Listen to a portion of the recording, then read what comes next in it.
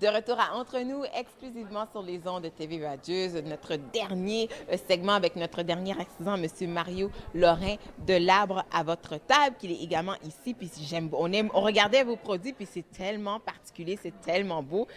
Comment ça a commencé cette aventure-là pour vous, là? J'ai commencé il y a une dizaine d'années à travailler le bois.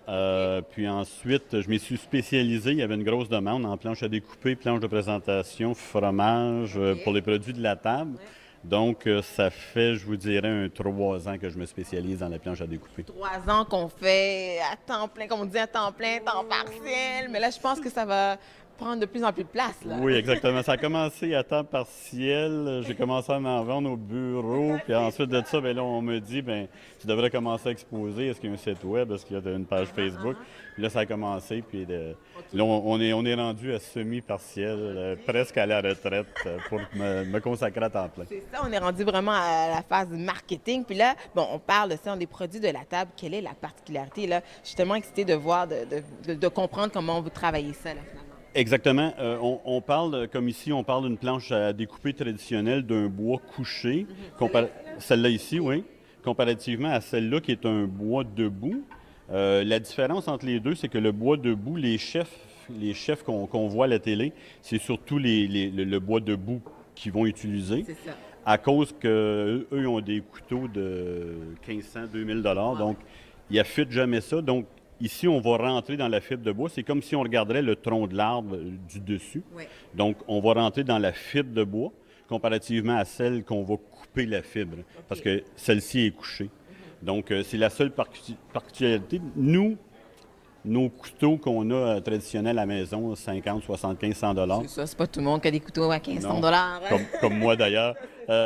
Nous, il n'y a vraiment pas de différence. On va affûter notre lame une fois de temps en temps. Donc, le grain debout, parce que là, je sais pas si on le voit, là, mais c'est comme on voit, c'est comme si on regardait du haut, c'est ce qu'on verrait ici, là. Oui, comme les cercles, là, quand on était plus jeune, on comptait l'âge de l'arbre. Ouais. Donc, c'est ça.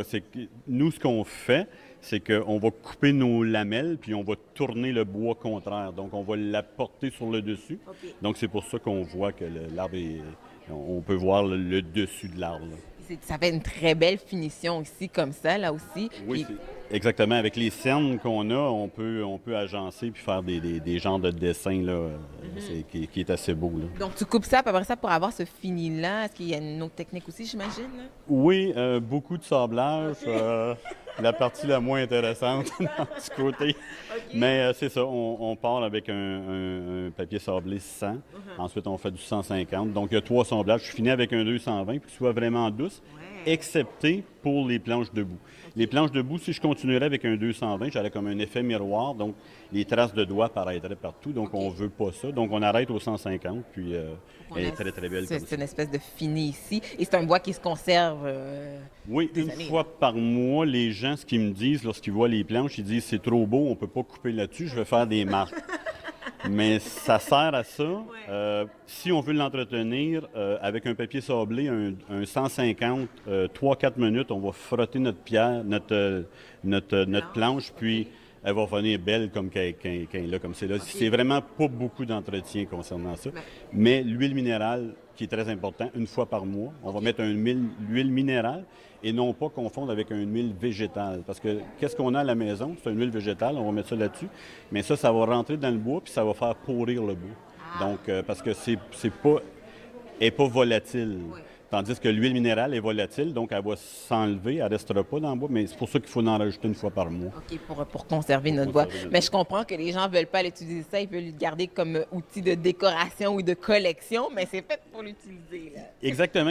J'ai beaucoup de clients qui vont prendre, exemple, celle-là, ils vont la tourner de bord, C'est tellement beau, on dirait. ils Oui! vont couper ici, puis après ça, ils vont la mettre sur le comptoir ou ils vont la présenter dans le centre de la table parce qu'on pense que c'est vraiment pesant, mais le noyer est quand même, il est quand même pas très pesant, donc on peut présenter en plus dans le centre de la table. Moi, je pourrais manger dessus comme une assiette, comme un soupe-là, finalement. Ça donne vraiment le design, le look. Exactement, exactement.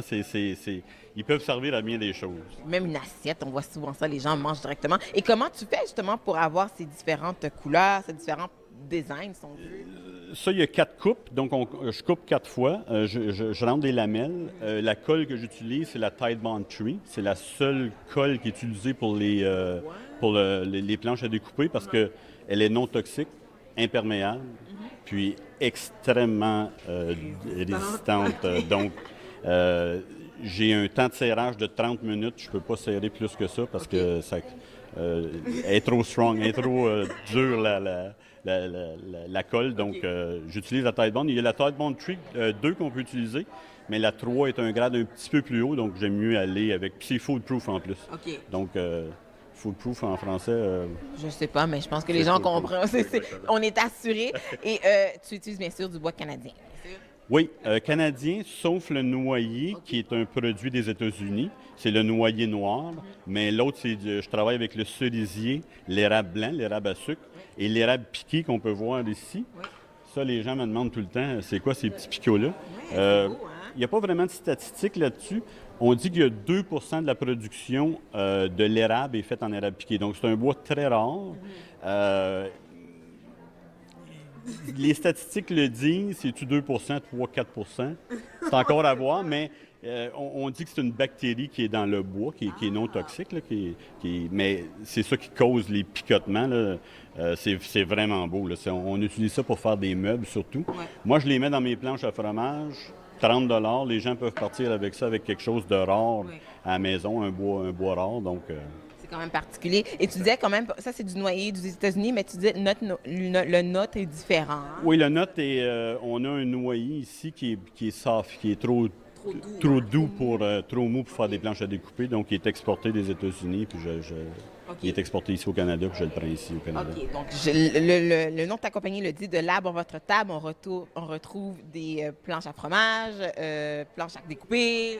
Planches de présentation, oui, ceux-là sont assez populaires. J'essaie tout le temps de garder quelque chose de l'écorce ou le cœur du bois en plein centre. J'essaie de garder quelque chose d'assez rare, qu'on ne voit pas ailleurs. Donc, oui, la planche de présentation, on peut présenter les bruschettas, le fromage, le sushi. En tout cas, c'est un excellent cadeau de Noël. Tu es à quel kiosque ici? 214. 214. Merci beaucoup, Mario Lorrain. Donc, vous allez bien sûr le voir ici au kiosque 214 de l'arbre à votre table, ici au Salon d'artisanat de Noël jusqu'à dimanche. Ça se passe au Spotflex Nepean. Il y a plusieurs artisans. On parle plus de 100, presque 140 artisans qui sont là ici cette fin de semaine. Une occasion rêver de prendre des produits uniques. Vous n'allez pas retrouver ça nulle part. Souvent, c'est un seul exemplaire. Un seul exemplaire que vous allez pouvoir vous procurer. Donc, profitez-en pour venir ici, découvrir, encourager nos créateurs locaux, nos créateurs canadiens et avoir des produits uniques.